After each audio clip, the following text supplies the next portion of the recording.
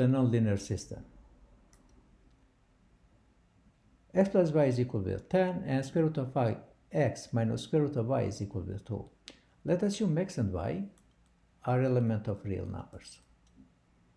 From equation 1, we have a y is equal with a 10 minus x. And if we are rewriting the equation 2, x is a minus, but instead of the y, let me plug here 10 minus x is equal with 2. Now we have equation with the two radicals. If we are squaring both sides, we are going to have a square root of x minus square root of 10 minus x square is equal with a 2 square. If we are expanding the binomial, we're going to have a square root of x square minus a 2 times square root of x times square root of a 10 minus x plus 10 minus x square is equal with a 4. And now the square here with the index simplifies, and this index with the square simplifies. What is going to remain here is going to remain x minus a 2 times square root of x, 10 minus x is a plus here remains just the radicand, 10 minus x is equal with 4. So now let me cancel x and minus x because quantities with different signs we can cancel. And here minus 10 both sides, minus 10. So this we can cancel. What is going to remain here is going to remain minus 2 times square root of x. So let me distribute this here. X times 10 is a 10x, and x times minus x is a minus x squared, is equal with a minus 6. But because both sides are even numbers, we can divide by minus 2 both sides. And if I'm dividing here by minus 2, and here by minus 2, so this can be simplified in this form. It's going to be 10x minus x squared is equal with 3. We are going to square both sides.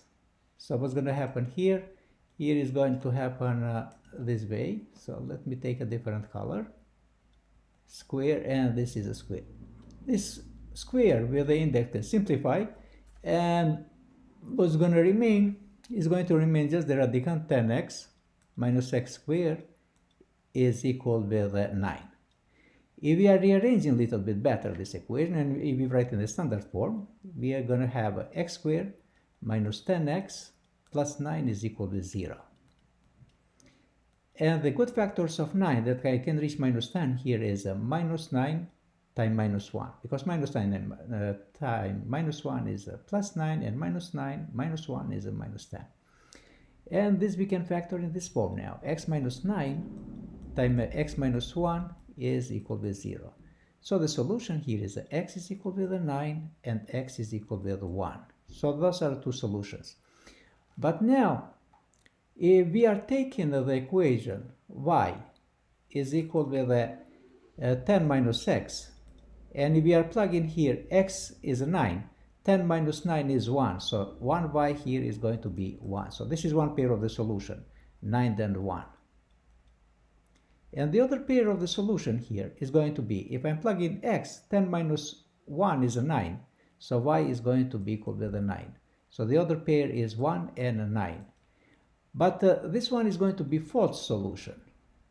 And this one here is going to be the true solution. If we are plugging those solution in the original equation, it's going to turn out 1 and 9 is a false, it's extraneous solution, even though the process generated the solution is not the true solution for this. It does not satisfy this equation here. The only solution that satisfies this equation here is a 9 and 1.